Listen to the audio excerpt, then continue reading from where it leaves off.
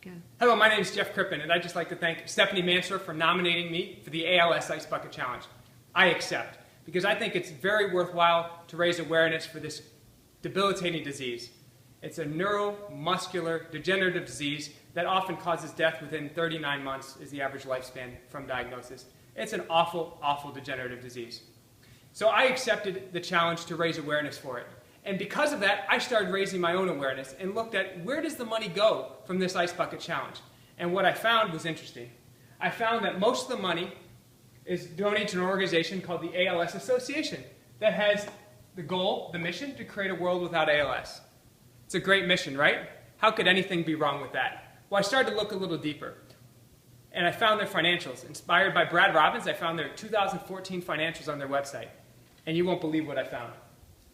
In their 2014 financials, I found that they donated a full 29% of their income, their donations, to something called awareness, which was basically a lot of public service announcements on TV.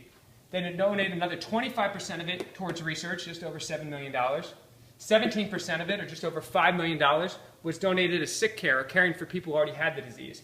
And 19% was a fundraising cost or spent on administration costs, things like office rent, phone bills, salaries, things like that. So it's interesting, if you add up all these expenses, 8 million, 7 million, 5 million, 5 million, and all these percentages, 29%, 29, 5%, 17%, and 19%, you get about 90%.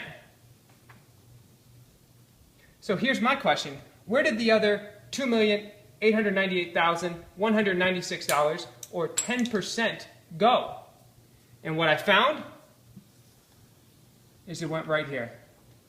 This nonprofit made just shy of $3 million at the end of the year, and it ended up in their bank account. Now, let me ask you this. Does that seem like an organization whose main goal is to create a world without ALS, that they basically made a net profit of $3 million they kept in the bank? If you look just at this, they have over $10 million sitting in the bank. They have almost $8 million sitting in investment classes of different kinds, securities, bonds. Basically, I'm going to call that acting like a hedge fund. And they have just over $7 million invested to research. So the money is much more, so based on where they spend their money, they're much more likely to actually act as a bank, as a hedge fund, as they are to do anything connected to their mission to create a world without ALS. And then I want to see, okay, so where is that money being donated to? What kind of research are they doing? And to figure that out, I looked at this. Who are their major contributors to this organization? And here's what I found. The major contributors to the ALS Association, according to their own website, are Avanir Pharmaceuticals, Biogen Idec, and Sanofi Aventis, all of which make ALS drugs. And then Permobile, Prime Mobility, and a few other companies that actually sell medical equipment and medical devices to those who already have ALS. And then a few others, Miller Coors, AT&T, and Clear Channel Media, which donates some money for their awareness campaign. So basically, the main people who are supporting this organization to create a world without ALS are actually those who specifically are making money from those people with ALS. So based on that, when I looked at all this information, and the fact that at best 25% of my money would go towards research, and even that, there's no telling how much is going to finding a cure versus finding better treatment options, which isn't going to create a world without ALS.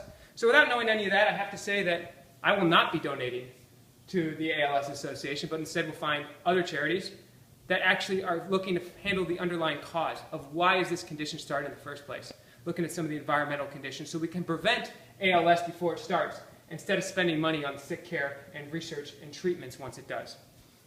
So because of that, like I said, I won't be donating, but I am going to take the Ice Bucket Challenge. So here I go. 1, 2, 3. Nothing in it. Just like the ALS Association, things are not always what they seem. So now I invite you, I challenge you to go out and investigate the causes you're supporting and share the truth. I'm out.